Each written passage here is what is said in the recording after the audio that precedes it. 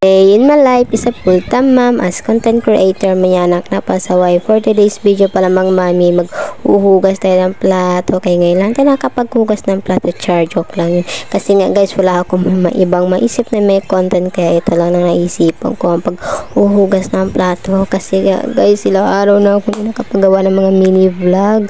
Puros na lang ako rin nagpo-focus ako sa reels. Kaya ito gagawa ako ulit ng mini vlog ko guys. Kaya sa solid supporter ko dyan, papasensya nyo na, please support nyo na lang ako. Char.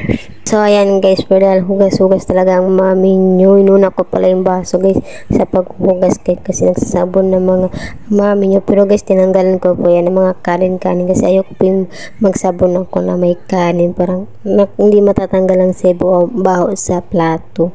Kaya tinanggal ko at pagkatapos ko na at sinunod ko na yung mga mangkok guys. So yun talaga inuna ko guys, baso, kutsara. Pagkatapos ko yung mga mangkok.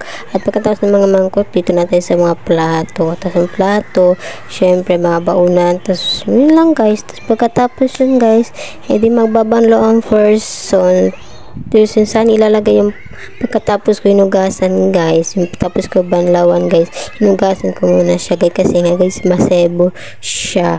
Kaya ayun guys, yun lang guys, wala talaga ako magawa or maisip na may content kin araw guys. Yung ko ba guys, hindi na ako nakakapag linis serye, labas serye kasi nga guys, lagi talaga tinagsasama sa asawa ko guys. Ewan ko ba kung bakit gusto-gusto niya ako ipasama sa pagbabiyahe niya guys. Ewan ko ba yan, finally guys, tapos na ako sa pagsasabon. Sinabunan ko na itong mga palangganan kung saan ko ilalagay yung pagkatapos ko ibanlaw dyan guys. Oh my god guys, kasi yan ako, wala na ako ibang maisip o masabi dito sa aking vlog. Oh my god, basta follow nyo ko at supportahan nyo lang ako guys. At huwag kayo magsawa, supportahan ako hanggang dulo, hanggang sa makaangat tayo dito sa Meta.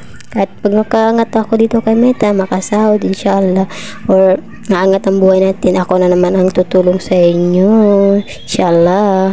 So ayan mga mare, nagbabanlaw na tayo. Dito na tayo sa finishing. Wala na talaga ako ibang masabi dito sa aking mini vlog. Paulit-ulit na pagpasensya nyo na guys yung boses ko or pagbumuka ko dyan guys kasi nga hindi ko na alam anong gagawin ko dyan mga mare. Wala na akong ibang mga content o maisip or masabi dito sa vlog na to. Kaya pagpasensya nyo na yung voice over ko.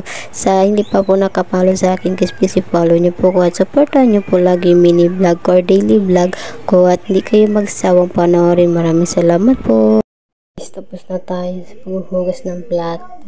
Mamaya ko na siya lagay sa lagyanan niya guys. Salamat sa panonood. Paki-follow na po sa aking page. Salamat.